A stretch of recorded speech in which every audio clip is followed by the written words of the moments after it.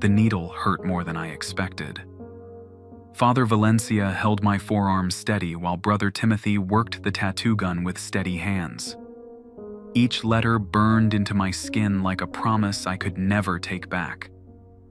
Rule 1, Brother Timothy said as he traced the words across my wrist. Never look directly into their eyes during the final prayer.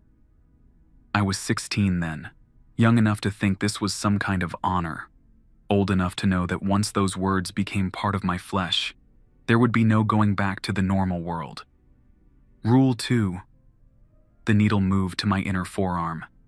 Salt the wounds before they close. Father Valencia squeezed my shoulder. His fingers were rough from decades of this work. The salt prevents regeneration, he explained. Without it, you'll be fighting the same demon for hours. Rule 3. The burning continued up my arm. Burn the habit within 1 hour. Why 1 hour? I asked through gritted teeth. Any longer and the fabric becomes a beacon, Brother Timothy said without looking up. Other demons can track the scent. You'll have more than one possessed nun to deal with. The final rule took the longest to ink. Brother Timothy's hand moved carefully across my upper arm, just below the shoulder. Rule 4. Count the rosary beads. There must be exactly 59. 59? I asked. Not 60? Father Valencia's grip tightened. Standard rosaries have 59 beads. If you count 60, you're looking at a mimic. Kill it immediately. If you count 58, the demon has consumed 1 bead's worth of prayer. The possession is nearly complete. I left the monastery that day with my arm wrapped in bandages and my head full of instructions I hoped I'd never need. Father Valencia gave me a leather satchel containing salt, matches, a silver knife blessed by 3 different bishops, and a small notebook filled with the names and locations of convents across the state. Start small, he said. Sister Marguerite at St. Lucia's has been acting strangely for 3 weeks. The other sisters are concerned. St. Lucia's convent sat on 40 acres of farmland outside Millbrook. I drove there on a Tuesday morning in October, my bandaged arm throbbing with each gear shift. The Mother Superior, Sister Catherine, met me at the front gate. "You're much younger than I expected," she said, looking me up and down. Her gray hair was pulled back severely, and her blue eyes held a weariness that came from seeing too much. "Father Valencia sent me," I said. "About Sister Marguerite." Sister Catherine nodded and led me through the courtyard. "She's been refusing meals for 2 weeks. Says the food tastes like ash. Yesterday she started speaking Latin during morning prayers, but it wasn't any Latin I recognized. Where is she now?" "The infirmary. Dr. Hendricks examined her yesterday. Said she was perfectly healthy, but her temperature has been stuck at 94 degrees for 5 days. That's not normal." The infirmary was a small building connected to the main convent by a covered walkway. Sister Marguerite lay in the single bed, her eyes closed, her lips moving silently. She was young, maybe early 20s, with dark hair and pale skin that looked almost translucent in the afternoon light. "Sister Marguerite?" I said softly. Her eyes opened. I almost looked directly at them before remembering Rule 1. Instead, I focused on her forehead. "Who are you?" she asked.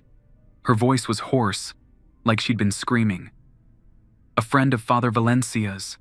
I'm here to help." She sat up slowly. "Help with what?" "You've been sick. The other sisters are worried." Sister Marguerite laughed, but the sound came out wrong, too sharp, too long. "Sick? I've never felt better. I can hear everything now. The prayers of the dying 3 towns over, the confessions of sinners who think God isn't listening, the lies people tell themselves before sleep." I reached into my satchel and pulled out a rosary. "Would you pray with me?" "Of course." She swung her legs over the side of the bed. "What prayer would you like?" "The joyful mysteries." She reached for the rosary, and I watched her fingers as she began to count. 1, 2, 3. Her lips moved silently as she worked through the beads. 27, 28, 29. I counted along with her, my own fingers working through a rosary in my pocket. 45, 46, 47. Sister Marguerite reached the end of the rosary and looked up at me. 58, she said with a smile. My stomach dropped. According to Rule 4, 58 beads meant the possession was nearly complete. I had minutes, maybe less, before the demon fully took hold. Sister, I said carefully, would you mind if I counted them myself? Just to make sure I did the prayer correctly. Of course. She handed me the rosary. I counted quickly. 58 beads. The demon had consumed 1 bead's worth of prayer, 1 small piece of Sister Marguerite's faith. Soon it would consume the rest. Sister Marguerite, I said, I need you to listen carefully. I'm going to help you fight this. Her head tilted to one side, like a curious dog. Fight what? The thing that's been making you sick. The thing that's been whispering in your ears. Her expression changed. The confused innocence melted away, replaced by something cold and calculating. You know. Yes. How interesting. She stood up from the bed. Father Valencia trained you, didn't he? I can smell his prayers on your skin, mixed with ink and blood. I pulled the silver knife from my satchel. Step away from the bed, sister. Oh, but I'm not Sister Marguerite anymore, she said, her voice dropping to a whisper.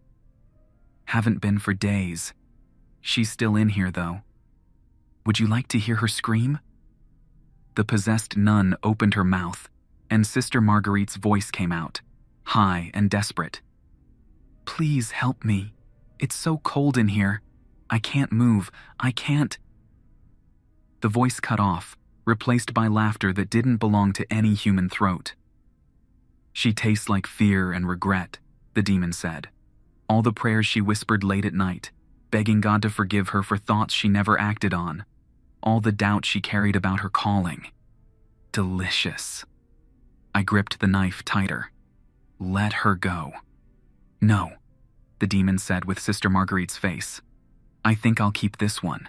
She's particularly devout. The faithful ones always burn brighter. The possessed nun lunged at me. I stepped aside and slashed with the knife, opening a deep cut across her forearm. Black blood poured from the wound, steaming when it hit the floor. I reached into my satchel for the salt. Rule 2. Salt the wounds before they close. The demon screamed as the salt hit the cut, but it was Sister Marguerite's voice doing the screaming. The wound began to smoke and sizzle, and the black blood turned red. You're hurting her, the demon said, backing away from me. Every cut you make, she feels. Every grain of salt burns her flesh too. I know, I said, advancing, but it's the only way. I made 3 more cuts before the demon stopped fighting. With each wound, with each handful of salt, I could see more of Sister Marguerite returning. The cold calculation in her eyes faded, replaced by pain and confusion. Please, she whispered, and this time it was definitely her voice. Make it stop. I grabbed her wrist and pressed my thumb against Rule 1, tattooed on my skin. Sister Marguerite, I need you to pray with me, the final prayer. But whatever you do, don't look into my eyes while we pray. She nodded, tears streaming down her face. I can feel it fighting. It doesn't want to let go. It doesn't have a choice. We knelt together on the infirmary floor. I began the prayer of exorcism that Father Valencia had drilled into me for 2 years. Sister Marguerite joined in, her voice growing stronger with each word. The demon fought back. Sister Marguerite's body convulsed, and her voice cracked as something else tried to speak through her. But she kept praying, kept her eyes fixed on the floor. Almost there, I whispered. Keep going. The final words of the prayer left our lips together. Sister Marguerite collapsed forward, her body going limp. For a moment, I thought she was dead. Then she took a shuddering breath and looked up at me. "Is it gone?" she whispered. I helped her sit up. Her eyes were clear now, no trace of the calculating coldness that had been there before. "Yes, it's gone." She started crying then, deep sobs that shook her whole body. I could feel everything it was doing, every word it spoke with my voice, every thought it had. It knew things about me that I've never told anyone. "That's how they work," I said gently. "They feed on our secrets and doubts." Sister Marguerite looked down at her arms, at the cuts I'd made and the salt burns around them. "Will these heal?" "The physical wounds will. The rest." I shrugged. "Time will tell." I helped her back to the bed and then gathered up her blood-stained habit from the floor. Rule 3 was clear: burn the habit within 1 hour. I checked my watch. 23 minutes had passed since the exorcism began. "I need to burn this," I told her, holding up the black fabric. "Why?" "The demon left traces on it. If I don't destroy it soon, other demons will be able to track the scent." Sister Marguerite nodded weakly. "There's a furnace in the basement of the main building. Sister Catherine has the key." I found Sister Catherine in the chapel, praying alone in the front pew. She looked up when I entered, taking in my appearance. My shirt was torn and stained with black blood. Sweat dripped from my forehead. "Is she?" Sister Catherine began. "She's free," I said. "Do you have access to the furnace?" Sister Catherine stood immediately. "Of course, follow me." We walked quickly through the corridors of the convent. Other nuns peered out from doorways as we passed, their faces full of questions I couldn't answer. Not yet. The basement was cool and damp. Sister Catherine led me to an old coal furnace that had been converted to burn wood. She helped me light it, and within minutes we had a good fire going. I threw Sister Marguerite's habit into the flames. The fabric caught immediately, burning with an odd blue-green color that made my skin crawl. The smell was worse than rotten eggs mixed with sulfur. "Dear God," Sister Catherine said, covering her nose with her sleeve. "It'll pass," I said, watching the habit turn to ash. "The smell always fades." We waited until every scrap of fabric was gone. When the last blue flame died out, I checked my watch again. 57 minutes. Close, but within the time limit. "What happens now?" Sister Catherine asked as we climbed back upstairs. "Sister Marguerite will need rest and counseling. The experience leaves scars. As for the rest of the convent, you should increase security for a few weeks. Demons sometimes travel in pairs." Sister Catherine stopped walking. "You think there might be another one?" "It's possible. They're drawn to places of strong faith. Convents, monasteries, churches, anywhere people gather to pray." We reached the main floor, and Sister Catherine led me to her office. She poured 2 cups of tea from a pot that had been sitting on her desk. The tea was cold, but I drank it anyway. "How long have you been doing this?" she asked. 2 years of training. This was my first actual case. "Your first?" She looked surprised. "You seem so confident." Father Valencia drilled the procedures into me until I could do them in my sleep. The confidence was mostly an act. Sister Catherine smiled for the first time since I'd arrived. "Well, it was a convincing act. Sister Marguerite is lucky you came when you did." I finished my tea and stood to leave. "I'll check on her in a few days. If anything unusual happens before then, call Father Valencia immediately." What should we tell the other sisters? The truth. Sister Marguerite was sick, and now she's better. They don't need the details. I drove back to the monastery as the sun set behind the trees. My arm ached where the fresh tattoos pulled at the skin, and I was exhausted. But I felt something else too. Pride, maybe. Or satisfaction. I'd followed the rules exactly as Father Valencia had taught me, and I'd saved Sister Marguerite. Father Valencia was waiting for me in the courtyard when I arrived. He took one look at my blood-stained shirt and nodded. How did it go? 58 beads. The possession was almost complete, but the exorcism worked. She's free. Any complications? The demon knew you'd trained me. It could smell your prayers on my skin. Father Valencia frowned. That's concerning. They're getting smarter, more aware of our methods. We walked into the main building together. Brother Timothy was in the kitchen preparing dinner. He looked up when we entered. Successful first mission? He asked. Successful, I said. But I have questions. Father Valencia gestured for me to sit at the long wooden table. Ask. The demon said Sister Marguerite tasted like fear and regret. It knew her private thoughts, her doubts about her calling. How is that possible? Demons feed on negative emotions, Father Valencia explained. Fear, doubt, guilt, anger. The stronger these feelings are, the easier it becomes for a demon to take hold. Sister Marguerite must have been struggling with her faith for some time before the possession occurred.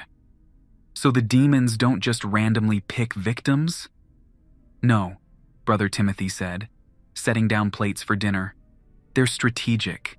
They look for people who are already spiritually vulnerable, people who are questioning their beliefs or carrying heavy guilt.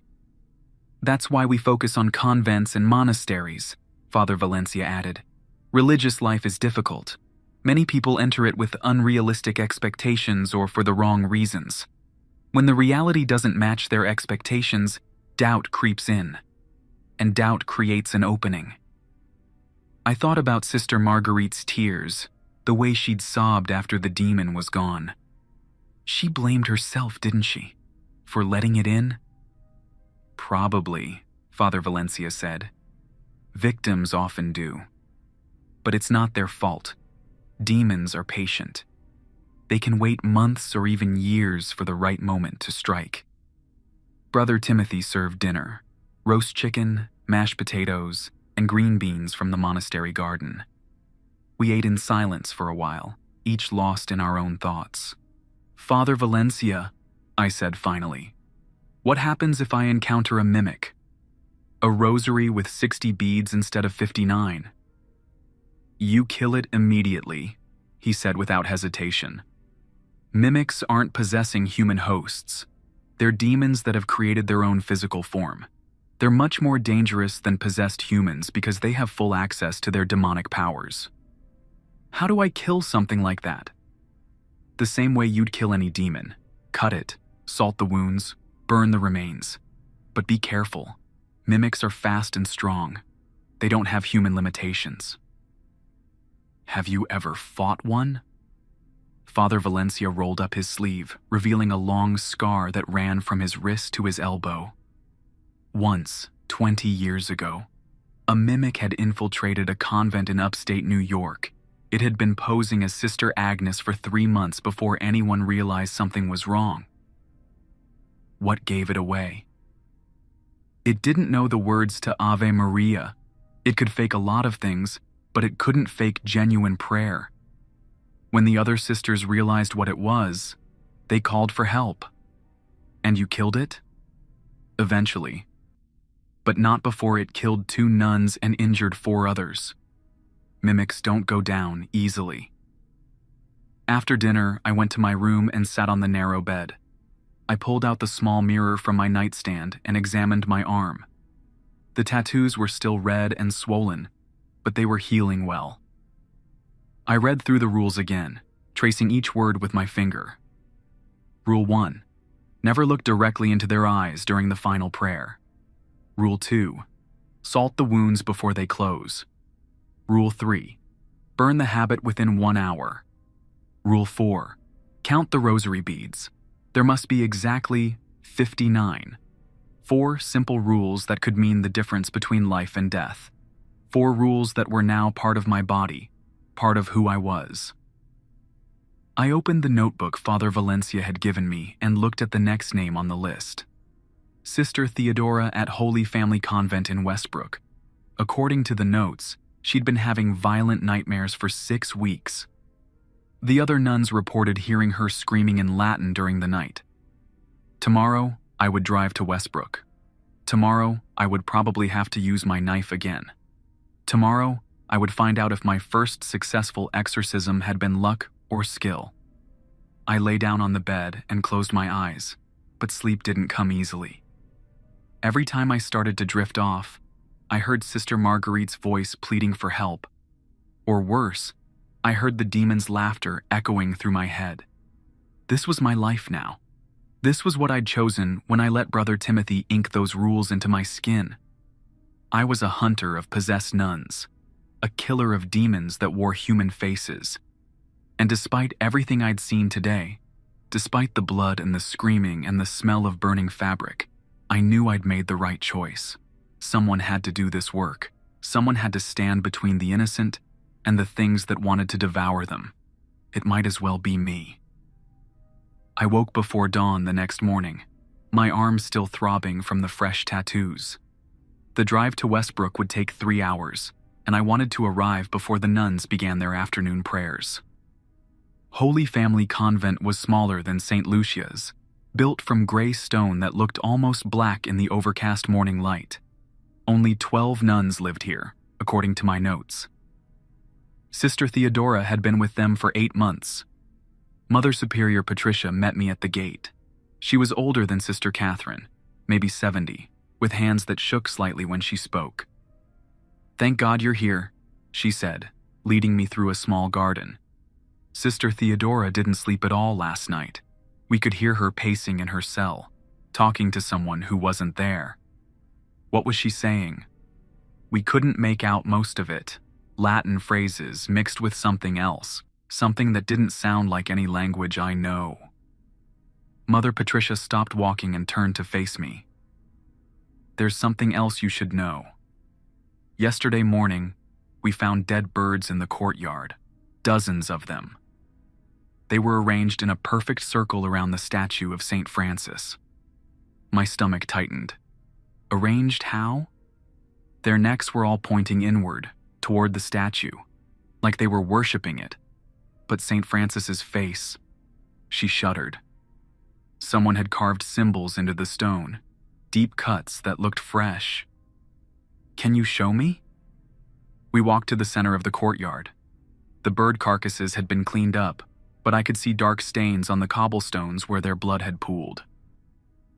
The statue of St. Francis stood 8 feet tall, carved from white marble. But Mother Patricia was right about the face.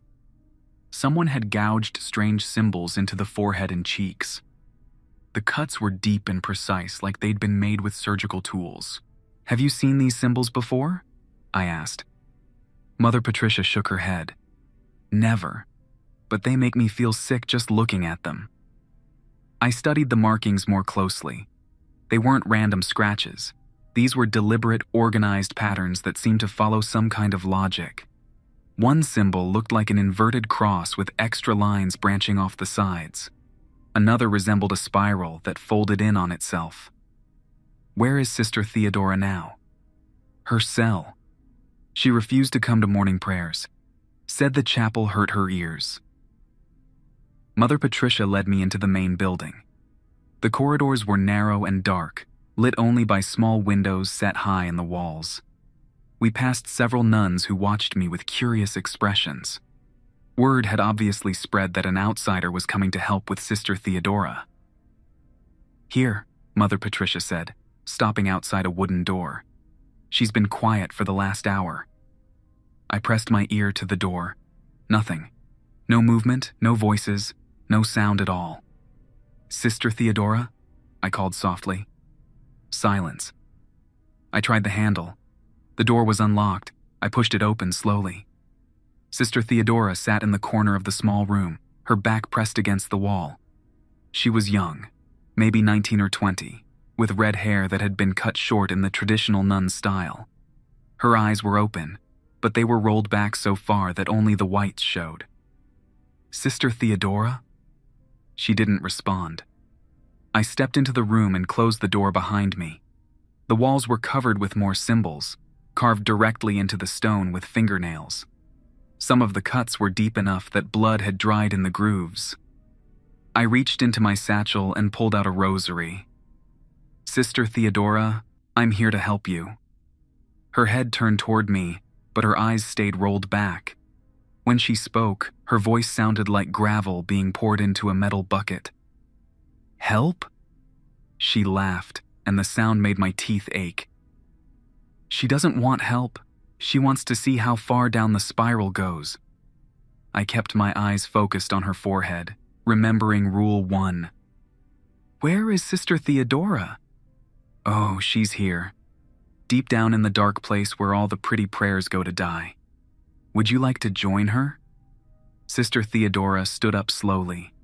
Her movements were too fluid, like her joints weren't connected properly. She began to walk toward me, and I noticed that her feet weren't quite touching the ground. "Let me count your beads," I said, holding out the rosary. "No," she said with that same grinding voice. "I have a better idea. Let me count yours." She lunged at me faster than anything human should be able to move. I barely got the silver knife out of my satchel before she was on me. Her fingernails, sharpened to points and stained with dried blood, raked across my chest. I slashed with the knife, opening a cut along her arm. Black blood sprayed across the wall, hissing when it hit the stone. But instead of backing away, Sister Theodora grabbed my wrist and pulled me closer.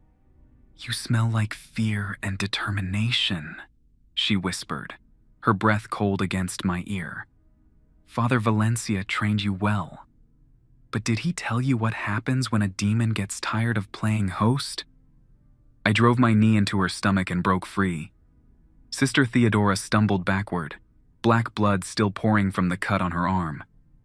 I reached for the salt, but she was already moving again. This time she went for my throat. I fell backward, and we both crashed to the floor. Her hands closed around my neck, and I could feel her fingernails digging into my skin.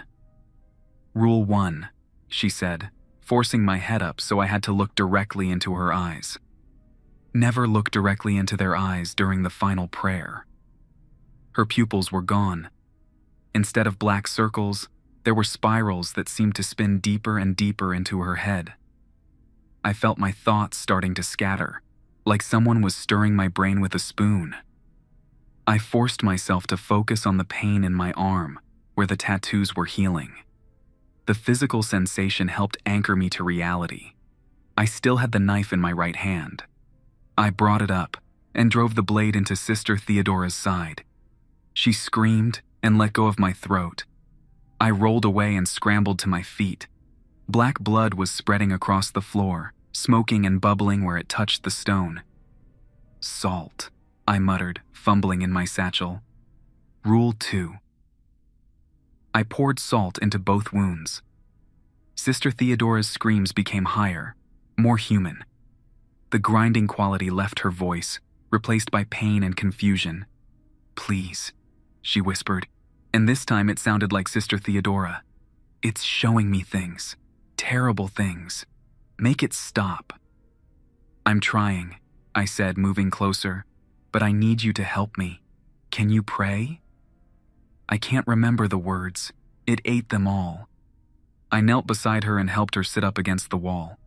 Blood was seeping through her habit, but it was red now instead of black. "Just listen to me," I said. "Repeat me." I began the prayer of exorcism. Sister Theodora tried to follow along, but every few words her voice would change.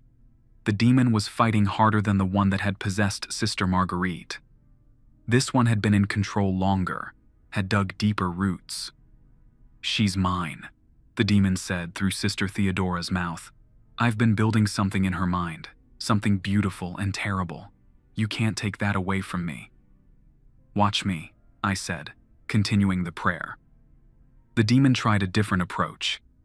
Sister Theodora's body began to convulse, and she started speaking in multiple voices at once. Some were children crying. Others were old women reciting grocery lists. One sounded like Father Valencia calling my name. I pressed my thumb against Rule 1 on my arm and kept praying. The voices got louder, more desperate. They were trying to confuse me, to make me lose track of the prayer. But I'd practiced this so many times that the words came automatically. "Almost there," I whispered to Sister Theodora during a brief moment when the other voices stopped. "Keep fighting." "I'm trying," she said through tears, "but it's so strong." The final words of the prayer echoed in the small room. Sister Theodora went completely still, her head falling forward. For a long moment, neither of us moved. Then she looked up at me with clear human eyes. "Is it over?" "Yes, it's over." Sister Theodora started crying, but these were tears of relief instead of pain. I helped her to her feet and checked the wounds I'd made. They were healing normally, no sign of the black blood or sulfur smell. "The symbols on the walls," she said, looking around the room. "Did I do that?" "The demon did, using your hands.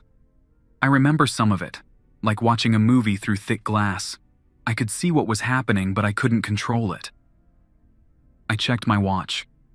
The exorcism had taken 43 minutes. That left me 17 minutes to find Sister Theodora's habit and burn it. "Where are your clothes from yesterday?" "The laundry room. Sister Agnes takes care of washing."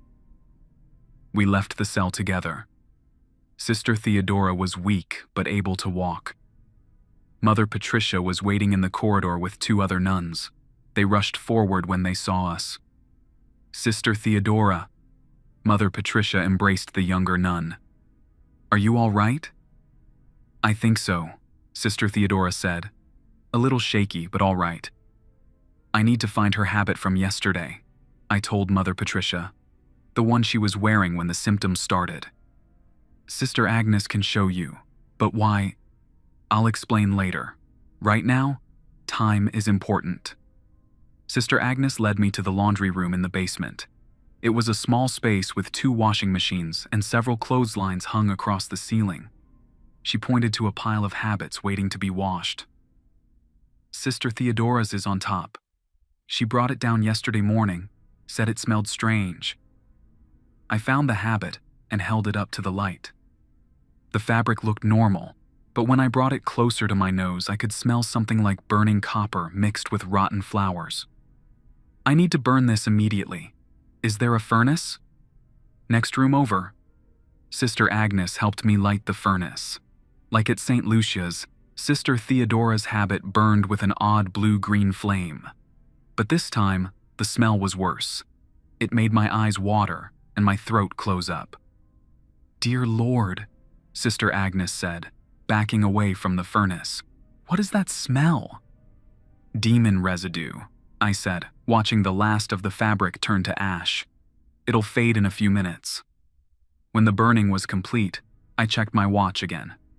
58 minutes. Within the time limit, but just barely. Sister Agnes and I went back upstairs to find the other nuns gathered in the common room around Sister Theodora. She was sitting in a comfortable chair, sipping tea and looking more human than she had since I'd arrived. "How do you feel?" I asked her. "Like I've been hit by a truck," she said with a weak smile. "But better. Cleaner, if that makes sense." "It does." Mother Patricia approached me. "What happens now? Should we be worried about this happening again?" "Probably not to Sister Theodora. Once a demon has been exorcised from someone, that person becomes resistant to future possessions. But you should watch the other sisters carefully for the next few weeks." "Why?" "Sometimes demons travel in groups. If one found its way here, others might follow." I stayed at Holy Family Convent for another hour, making sure Sister Theodora was stable and answering the other nuns' questions as best I could. When I finally left, the sun was setting behind the gray stone walls. The drive back to the monastery gave me time to think. 2 successful exorcisms in 2 days. Both demons had been different. The one possessing Sister Marguerite had been almost conversational, enjoying the psychological torture. The one in Sister Theodora had been more violent, more direct in its attacks. Father Valencia was waiting for me in the courtyard again. It was becoming a routine. "How did it go?" 58 beads again, I said, but this one was stronger. more aggressive. Any injuries? I touched my throat where Sister Theodora's fingernails had left shallow cuts. Nothing serious. We walked into the dining hall together. Brother Timothy had saved me a plate of dinner, even though I was 2 hours late. The food was cold, but I ate it anyway. "Tell me about the demon," Father Valencia said. I described the carved symbols, the dead birds, the way Sister Theodora had moved without her feet touching the ground. Father Valencia listened without interrupting, but I could see concern growing in his expression. "The symbols worry me," he said when I finished. "Demons usually don't have the patience for elaborate rituals. They prefer quick possessions and immediate gratification." "What does it mean?" "I'm not sure, but I think we need to be more careful about the cases we take on. Start with the easier ones while you build experience." Brother Timothy looked up from his own dinner. "Speaking of cases, we received 3 new requests today. 2 convents and a monastery." "What kind of symptoms?" I asked. "The usual. Refusal to eat, speaking in unknown languages, violent behavior during prayers. But there was one case that seemed different." Father Valencia frowned. "Different how?" "The caller said their nun wasn't acting possessed. She was acting enlightened, claiming she could see the future, performing miracles, small ones but documented miracles." "That's not possession," I said. "That sounds like genuine religious experience." "Maybe," Brother Timothy said, "but 3 other nuns at the same convent have disappeared over the past month, just vanished from their cells in the middle of the night." Father Valencia and I exchanged glances. "Where is this convent?" "Sacred Heart in Millfield, about 2 hours north of here." "Did the caller say anything else?" "Only that they've been finding strange objects in the chapel. Wooden carvings that none of the nuns remember making. Always the same design. A tree with human faces growing from the branches." I pushed my plate away, suddenly no longer hungry. "When do we leave?" "Tomorrow morning," Father Valencia said. "But this time I'm coming with you." "Why?" "Because I think we're dealing with something more than just random demon possessions. The symbols at Holy Family, the enlightened nun at Sacred Heart, the strategic nature of these attacks. Someone or something is coordinating them." "You think there's a pattern?" "I think we're being tested. Someone wants to see how we respond to different types of supernatural threats. They're learning our methods." Brother Timothy collected the empty plates. "Should we contact the other monasteries? Warn them?" "Not yet," Father Valencia said. "We don't want to cause panic over what might be a coincidence, but we'll need to be more careful, more thorough in our investigations." That night, I lay in bed staring at the ceiling. My arm had stopped throbbing, and the tattoos were healing cleanly. Rule 1, Rule 2, Rule 3, Rule 4. 4 simple guidelines that had kept me alive through 2 dangerous encounters. But Father Valencia was right. Something bigger was happening here. The demons I'd faced weren't acting randomly. They seemed to know about my training, about the rules tattooed on my arm. They were adapting their tactics. Tomorrow, I would face whatever was waiting at Sacred Heart Convent. Tomorrow, I would find out if my success had been beginner's luck or genuine skill. And for the first time since Brother Timothy had finished my tattoos, I wondered if 4 rules would be enough. I touched Rule 1 on my wrist and whispered a prayer before falling asleep. In my dreams, I saw a tree with human faces growing from its branches. Each face was screaming silently, and each pair of eyes looked exactly like mine. But as I watched, the tree began to change. The faces shifted and moved, rearranging themselves into patterns I almost recognized. Then one face opened its mouth and spoke with Sister Marguerite's voice. "Thank you," it said. Another face, this one with Sister Theodora's features, joined in. "You saved us." More faces appeared on the branches. Nuns I'd never met, but somehow knew I would encounter. Their voices created a chorus that grew louder and more urgent. "Be ready," they said together. "What's coming next is bigger than anything you've faced." I woke with a start, my heart pounding. Pale morning light was filtering through the small window of my room. I sat up and checked the clock on my nightstand. 5:30 in the morning. Too early to get up, but I knew I wouldn't be able to fall back asleep. I got dressed and walked quietly through the corridors of the monastery. Most of the brothers were still sleeping, but I could hear someone moving around in the kitchen. When I looked in, I found Father Valencia making coffee. "Couldn't sleep either?" he asked, pouring me a cup. "Strange dreams," I said, accepting the hot mug gratefully. "About a tree with faces." Father Valencia's expression became serious. "Tell me." I described the dream in detail. When I finished, Father Valencia was quiet for a long moment, staring into his coffee. "I've had similar dreams," he said finally. "For the past 3 nights. Always the same tree. Always the same message about being ready." "What do you think it means?" "I think something is trying to communicate with us. Something that wants us to succeed in what we're doing." We sat in comfortable silence, drinking our coffee and watching the sun rise through the kitchen window. After a while, Brother Timothy joined us, followed by the other brothers as they began their morning routines. "Ready for Sacred Heart?" Brother Timothy asked as he started preparing breakfast. "As ready as we can be," Father Valencia said, "but I want to make some changes to our approach." "What kind of changes?" "We'll bring more equipment. Extra salt, multiple knives, emergency medical supplies, and we'll work as a team instead of sending just one person." I nodded. "The dreams mention that what's coming next is bigger than anything I've faced."